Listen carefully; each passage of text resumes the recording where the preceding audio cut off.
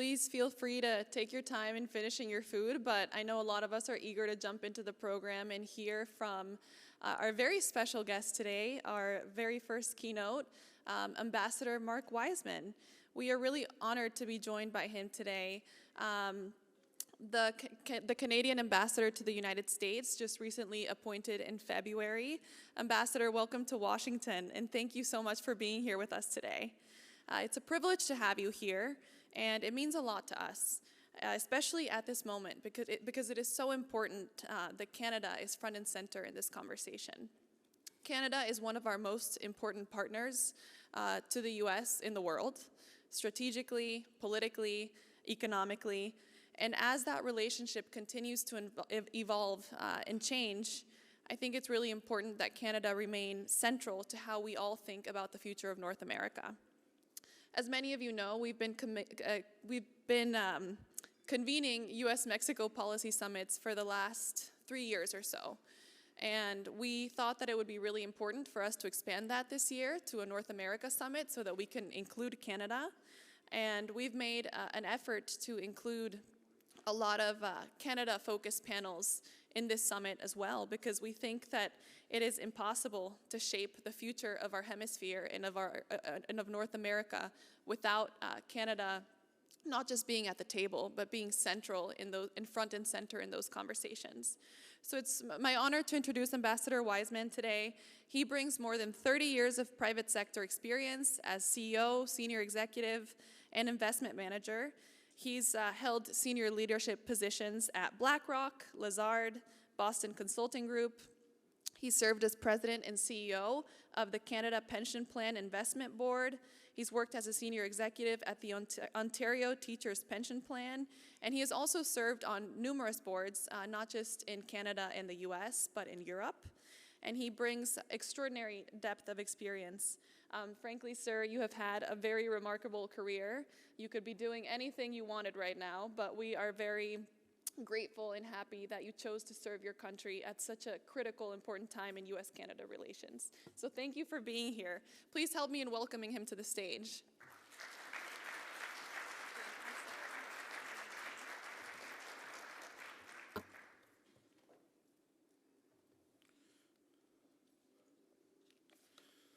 Well, thank you, Melissa, and thank you to the America First Policy Institute. I appreciate your kind words. I'm going to argue today not that Canada is one of the most important relationships for the United States of America. I'm going to argue that Canada is the most important relationship for the United States of America.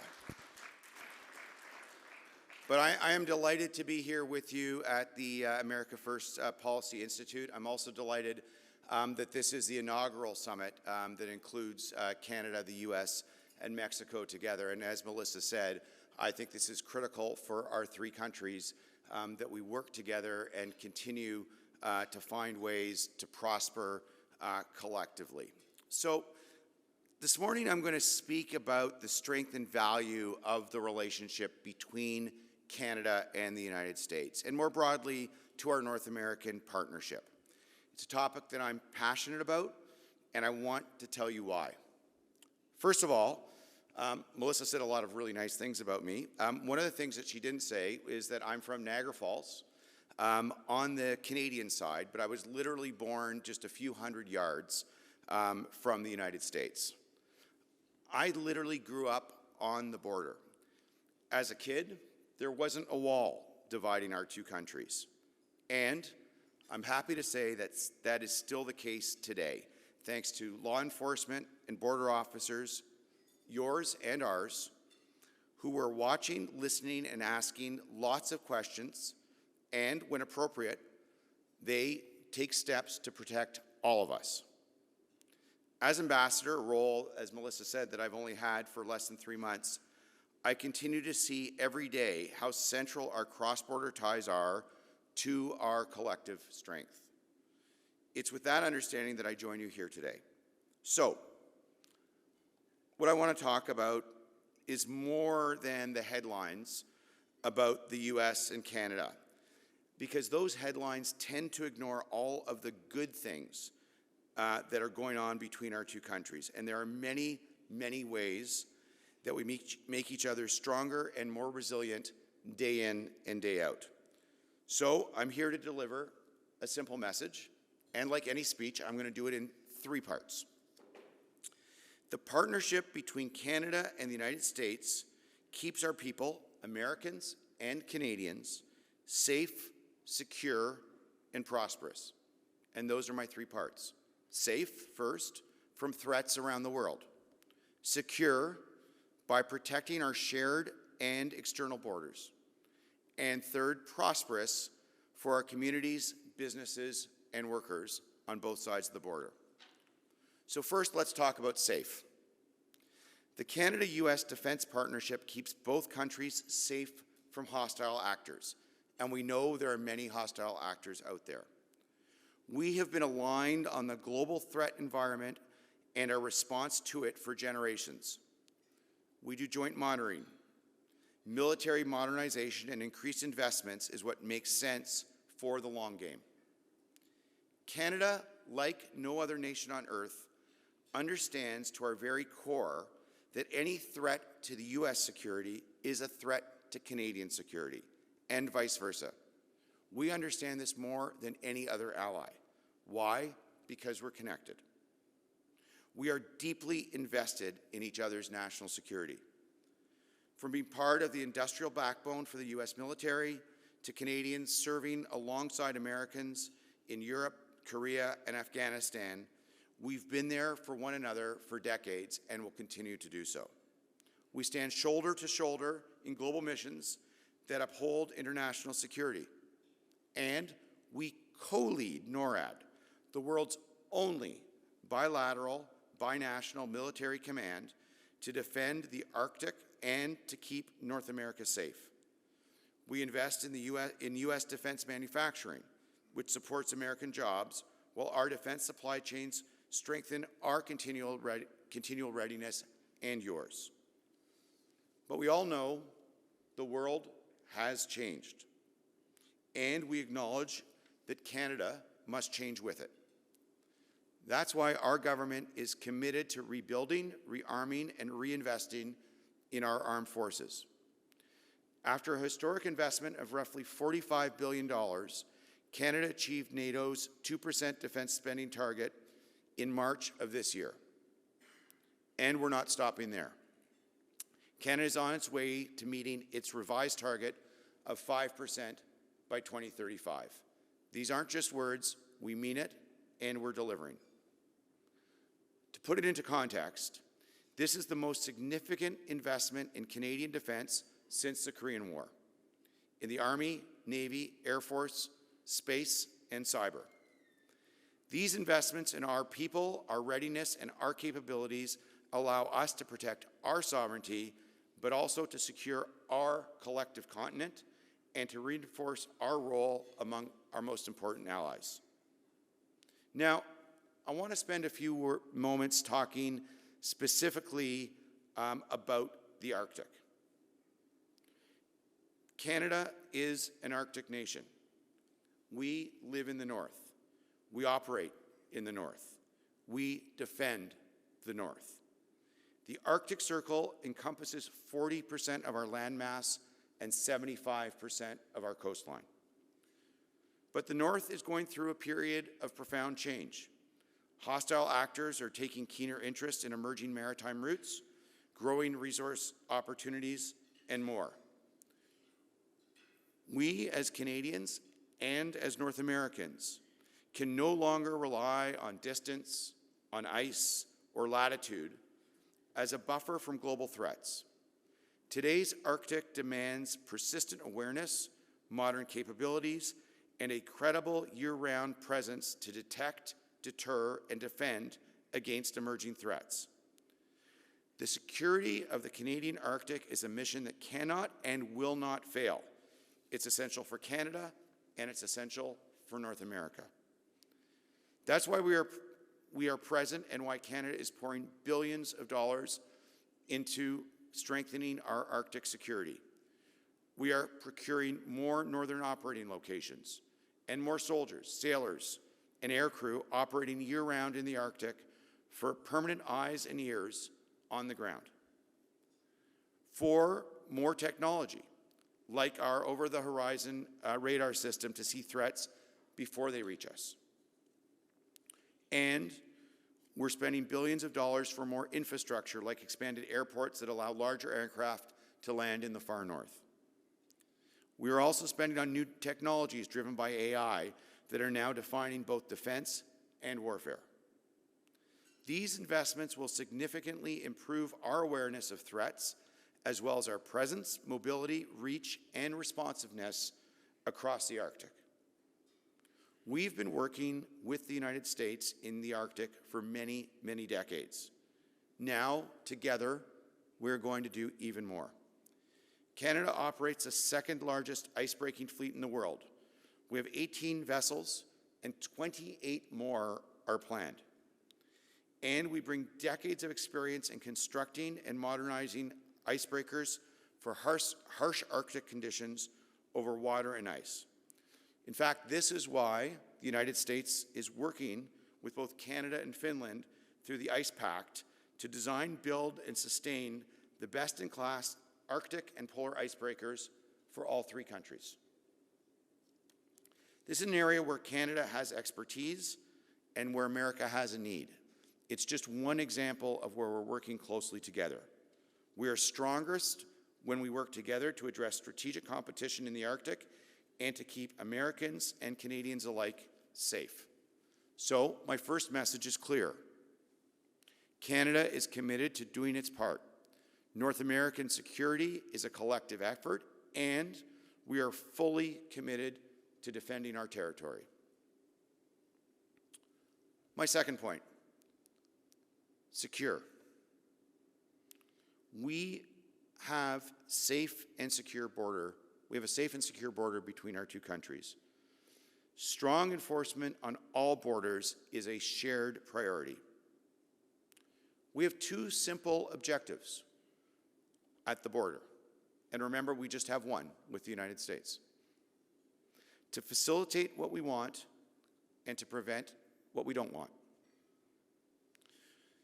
These 2 public policy objectives for the border should facilitate legitimate commerce and travel between our 2 countries and, at the same time, be able to identify and mitigate risks and threats, ensuring that both of these things can be done at the same time, ensuring legitimate travel and commerce and preventing threats. Now, in this regard, we have acted decisively and put even more resources into securing the Canada-US border to keep our communities safe from criminals and from drugs. Both of our countries are facing the same issues. We are both facing illicit fentanyl-driven problems. Our citizens, Canadians and Americans, are dying from drug overdoses. And we know that drug traffickers do not respect borders. We know that criminal networks operate across North America. Very little fentanyl, in fact, crosses south from Canada, and illicit drugs also cross north. In fact, only about 1/1000th of fentanyl seizures in the U.S. are attributed to the northern U.S. border. Having said that, let's be clear, any amount is too much. From border personnel to joint operations with U.S. security agencies, Canada is showing how serious we are about drugs. Through historic investments, our border teams are being reinforced with things like 24/7 surveillance drones, Black Hawk helicopters, mobile surveillance towers, and thousands more police and border officers, specialized canine dog teams, and task forces with U.S. intelligence agencies so we can work better together. To crack down on fentanyl and other drugs, we are going after drug labs and targeting transnational organized crime. We are accelerating precursor chemical scheduling. What that means, we're moving faster than even the United States to remove a chemical used to create drugs from the open market so criminals cannot make the drugs that are affecting our populations. So, we are taking this as seriously, if not more seriously, than the United States. Now, I also want to be clear. We have lots of reason to want to work with the United States because we know that criminal activity flows both ways. In fact, in 2024, 91% of illegal firearms in Canada came from the United States. 65% of the meth that was captured in Canada came from the United States, and 81% of the fentanyl captured in Canada came from the United States. It's precisely why our border and law enforcement agencies are working tirelessly to keep drugs, guns, and criminal networks from exploiting our border, to protect all of our citizens and communities, and to allow for legitimate travel and trade to keep moving. We need to do both. We need to remember that legitimate trade and travel is crucial to North America. Now, let's talk about my third point, which is probably the most positive one, which is about prosperity. The Canada-US economic partnership, together with Mexico, keeps Americans prosperous by allowing all three of our countries to compete and win as North Americans. Now, I want to speak specifically about the Canada-US relationship. Our economic relationship is structural. It's not transactional. Remember where we're located. Remember how large and prosperous our border communities are. Canadian companies employ nearly 1 million American workers in the United States, and millions more U.S. jobs depend on trade with Canada. Canadian investment in the U.S. was nearly 2 times the American investment in Canada. And Canada is also America's largest customer. I want to remind you of that. We buy more U.S. goods and services than any other country in the world. Let me say that again. We buy more U.S. goods and services than any other country in the world. So let's talk about that for a second. For goods alone, not counting services, that means that Canada's relatively small population of 40 million people buys more from the U.S. than the 1.6 billion people in China, Japan, and the UK combined. With some simple math, that means that each Canadian buys 40 times more U.S. goods than consumers in these other markets. If that Canadian demand weakens, it hits Americans. It hits American business. It hits American factories. When the Canadian economy is strong, America benefits. America also benefits from imports from Canada. Over 70% of Canadian exports are used in American production and manufacturing, making U.S. goods more competitive in global markets. In short, Canada is a core enabler of U.S. economic strength, security, and global leadership. So let's just take a minute to speak about one specific sector, energy. At a moment when the world is experiencing instability and price shocks, Canada is a steady and reliable supplier of U.S. energy. We are, in fact, the #1 supplier of energy to the United States. 60% of your crude oil imports, that's 2.5 million barrels a day, come from Canada. 99% of the natural gas that the U.S. brings in from outside comes from Canada. 85% of the electricity that the U.S. brings in comes from Canada. And, by the way, we supply 27% of the uranium utilized in U.S. nuclear reactors. That reliability and safety of supply keeps America going. It keeps American factories running, and it keeps energy affordable. Canada is one of the world's few true energy and critical mineral superpowers and a central pillar of U.S. energy security, industrial competitiveness, and national security. That is going to expand. That is going to get stronger.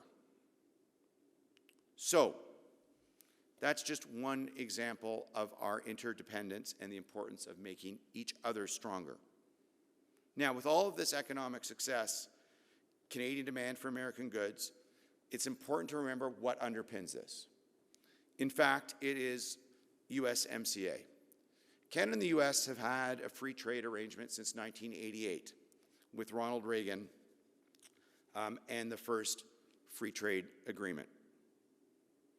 The USMCA, the newest version of that agreement, creates U.S. jobs. It creates export capabilities for the United States. It creates investment in the United States, and it drives innovation. The benefits of the framework are real and measurable. In the last 6 years since the USMCA agreement was signed, U.S.-Canada trade has increased by more than 27%. That's nearly $200 billion in just 6 years. That $200 billion is more jobs for Americans, more U.S. families that can put their kids through school, more communities that thrive, and more people with savings for their retirement. And let me be very clear, USMCA is not a favor to Canada. It is of a mutual benefit to both of our countries. It is one of the most practical, everyday economic tools that the United States and Canada have, and millions of Americans and Canadians rely on it, whether they realize it or not. By the USTR's own accounting, U.S. exports of goods and services to Canada and Mexico increased from $617 billion in 2020 to $960 billion in 2024. Now, we're not in a great place on all accounts. Section 232 tariffs imposed by the United States are hitting the economy and Canadian industries hard, particularly in steel and autos.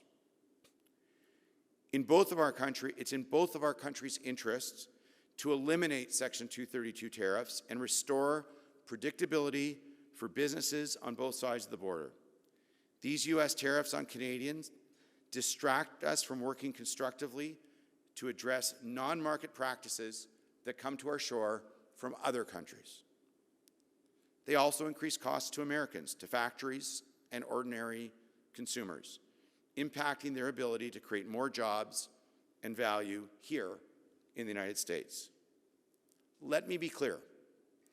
Canada is ready, willing, and able to engage in discussions with the United States to stabilize our economic relationship and to renew and review the USMCA.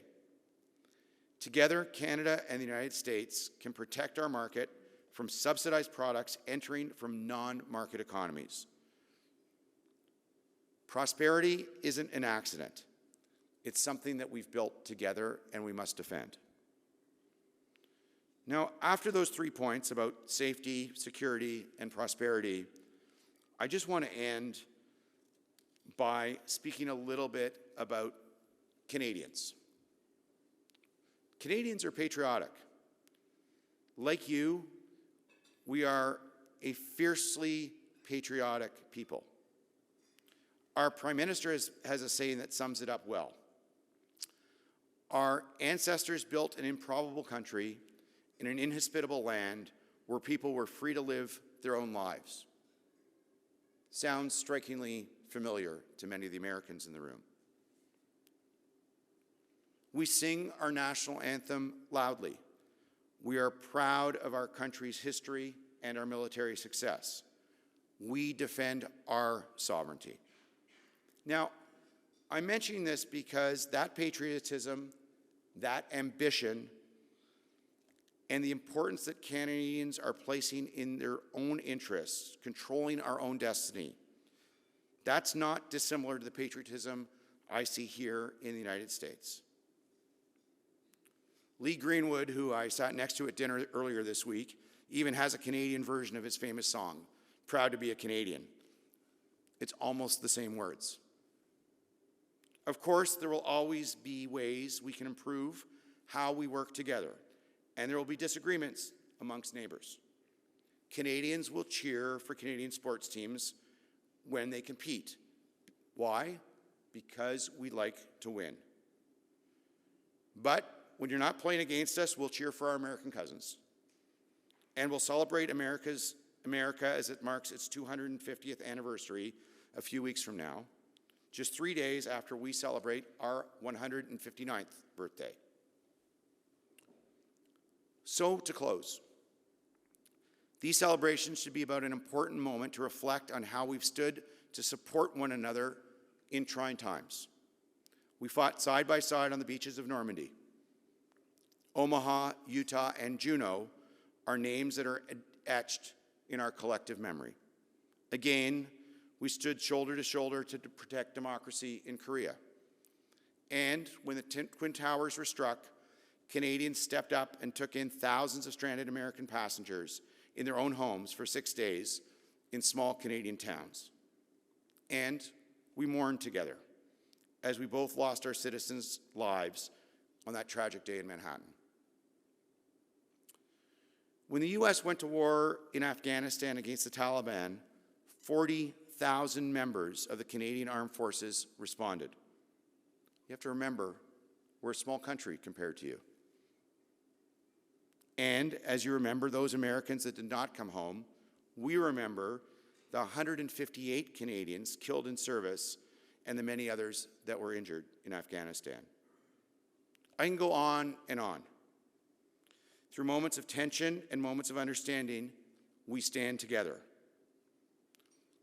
And I want to leave you with one last sentence. America first does not mean America alone. Thank you.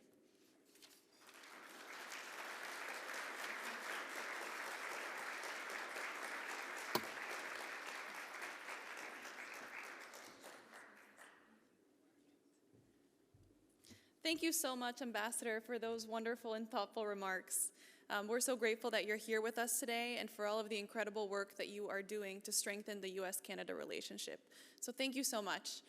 I know that we are all eager to get started, so let's go ahead and kick it off. We have a really exciting and full day ahead of us.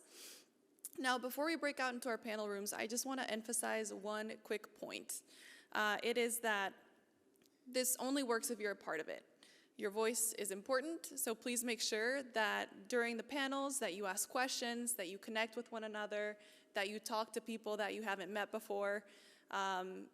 Don't miss out. Take advantage of it. There's an opportunity for all of you to be a part of the conversations that are shaping the future of North America.